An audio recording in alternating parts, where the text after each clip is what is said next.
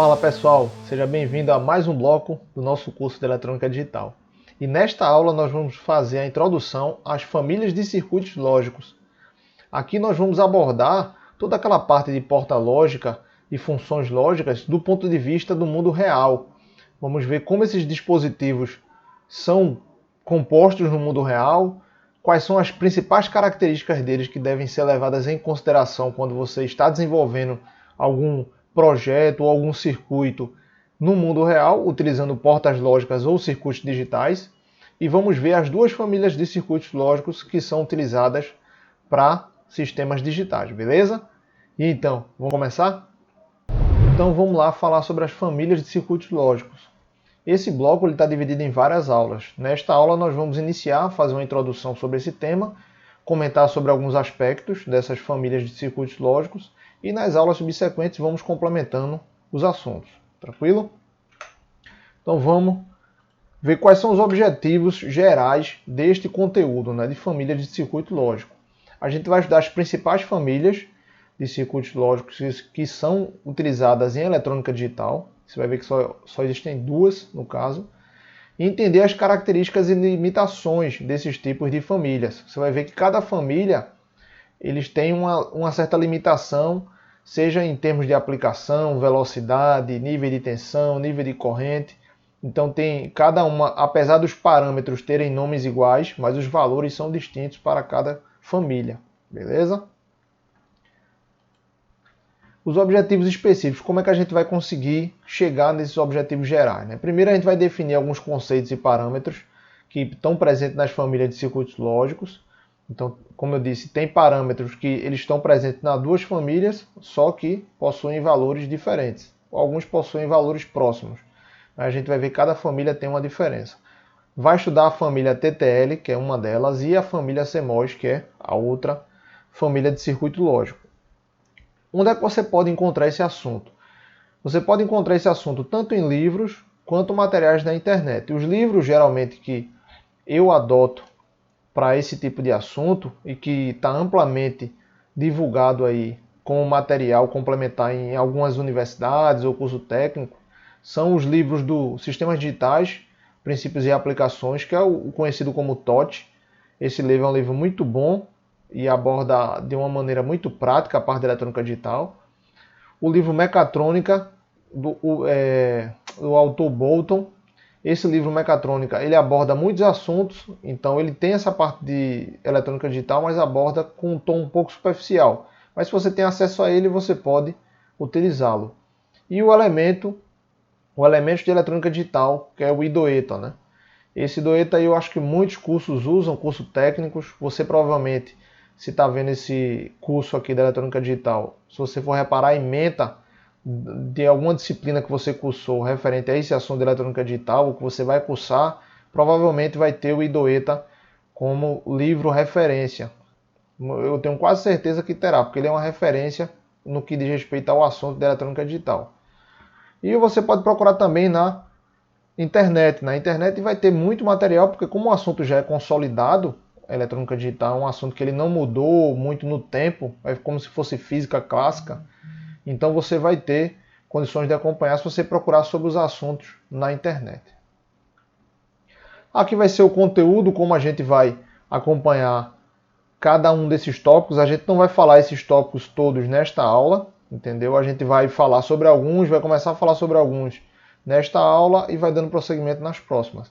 Mas vamos falar sobre a introdução, alguns conceitos e parâmetros de famílias lógicas, os blocos lógicos estruturados, família TTL e família CMOS.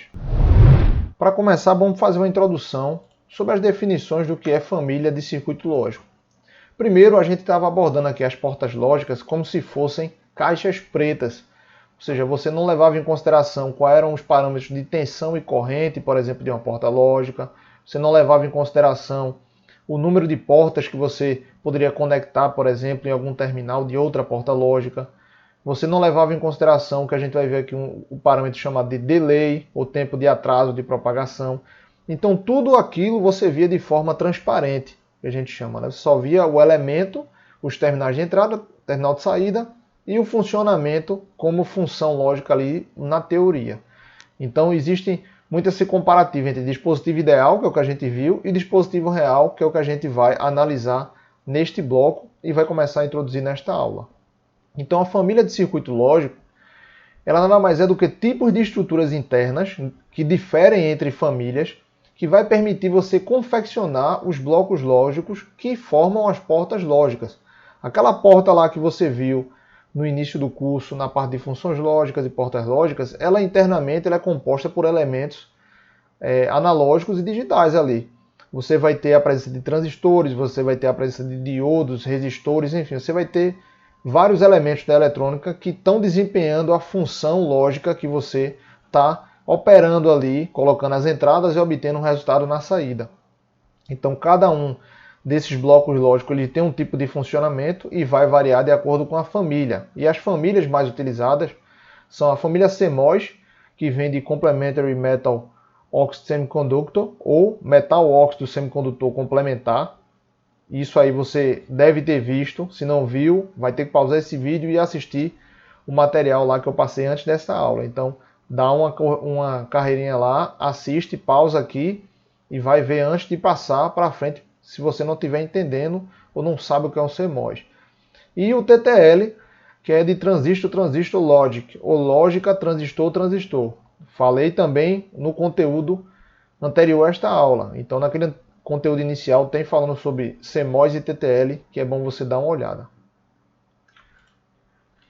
Vamos falar sobre circuitos integrados. Provavelmente você já deve ter visto algum circuito integrado. Se você está nessa área de tecnologia eletrônica, você já deve ter visto alguma placa, você já montou algum computador, você já abriu algum celular de repente, alguma coisa do tipo. Você já viu alguma placa abrir um carrinho de controle remoto, enfim. Você já deve ter visto alguma placa de circuito impresso. E essas placas de circuito impresso elas têm os chamados circuitos integrados, que contêm os chips, que o pessoal confunde o chip com o circuito integrado. O chip, na verdade, é o que tem dentro do circuito integrado, aqui dentro. Mas o pessoal chama isso aqui de chip também, não tem problema, porque é mania de chamar dessa forma, né? Então esses chips, eles contêm esses blocos estruturados lógicos que a gente vai abordar aqui, a nível de escala de microeletrônica. Então eu passei um vídeo também sobre microeletrônica, então se você já deu uma olhada lá, sabe como é que é feita essa fabricação aqui, para colocar os componentes aqui dentro. Você tem os fios de conexões e os terminais, que são essas perninhas metálicas que são utilizadas para você fazer as conexões. E você tem o encapsulamento. Esse encapsulamento é onde vai armazenar esse chip. E esses encapsulamentos, eles mudam, né? Esses encapsulamentos eles podem ser do tipo Through Hole, que é esses encapsulamentos que tem o terminal em 90 graus e que vara a placa. Então a gente chama de Through Hole, através do buraco, né? E tem os do tipo SMD, que vem de Surface Mount Device, que são esses dispositivos aqui que são montados na superfície da placa. Você faz a solda no mesmo lado que o componente fica, enquanto que esses tipos de dispositivos aqui, que são chamados de Through Hole, você solda do outro lado da face da placa. Então tem essa diferença e cada encapsulamento muda, vai depender do tipo do chip que você está utilizando. Repare que processadores, se você já montou o computador, o encapsulamento dele geralmente tem terminais ou na totalidade embaixo dele ou nas laterais, nos 4 lados que compõem o encapsulamento. Esses encapsulamentos são mais comuns, que são os encapsulamentos DIP, que vem de Dual Inline Package, ou seja, 2 linhas de terminais. E tem outros que você pode pesquisar para saber a sigla de cada um aqui, como é que cada um é aplicado, enfim. Isso fica para uma pesquisa fora desta aula, beleza? Aí aqui tem uma estrutura interna dos circuitos integrados. Como é que os circuitos integrados eles têm as portas distribuídas e aonde você consegue essa informação. Essa informação você vai conseguir no chamado datasheet, que é o manual do componente. E esse datasheet, ou folha de dados, ele vai ter desde como está configurado os elementos eletrônicos dentro do circuito integrado, ou seja, as ligações, os terminais de alimentação, o que você pode conectar, o que você não pode conectar, tudo nisso está no datasheet e a gente vai fazer uma aula inteira sobre como ler um datasheet e como interpretar alguns dados que contém nele para você entender quando for utilizar algum dispositivo eletrônico ou algum outro chip ou circuito integrado, na verdade. Você vai ter que procurar o datasheet para poder entender como faz a ligação de cada componente nesse caso. Assimilou aí essa parte introdutória sobre família de circuito lógico? A aula foi curta, mas foi essencial para que você consiga assimilar aos poucos o conteúdo deste bloco. Vamos para os destaques dessa aula, né? Nessa aula aqui nós vimos que as famílias de circuito lógico, elas são distintas porque elas possuem blocos estruturados que formam as funções lógicas e as portas lógicas internamente, compostas por elementos distintos. Então, numa família TTL, você vai ter certos blocos de estruturas e na família CMOS você vai ter outros blocos de estruturas, apesar deles formarem uma mesma função, por exemplo. Então, por ter estruturas diferentes, vão ter parâmetros diferentes também. Então, os parâmetros vão ter os mesmos nomes, mas vão ter valores distintos. Vimos também o conceito de circuito integrado. E o circuito integrado ele abarca aquele chip com a eletrônica, seja ela analógica ou digital, que está ali compondo aquele chip ali. E esse encapsulamento que forma lá o seu circuito integrado, ele pode ser de diferentes tipos. Vimos ali uma imagem nessa aula que tem uma infinidade de encapsulamentos, na verdade. Então esses encapsulamentos eles dependem da aplicação. Cada aplicação vai demandar um tipo de elemento em determinado encapsulamento. Você vai ver que algumas placas, se você durante a sua vida aí envolvendo com eletrônica, você vai ver que algumas placas possuem componentes com encapsulamentos diferentes na mesma placa de circuito impresso.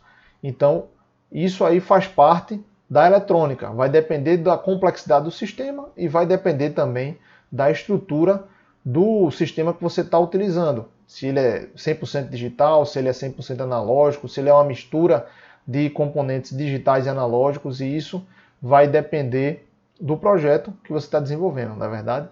Então é isso. Eu espero que vocês tenham assimilado o conteúdo desta aula. Se você tiver alguma dúvida, me pergunte através de mensagem direta ou no fórum deste vídeo.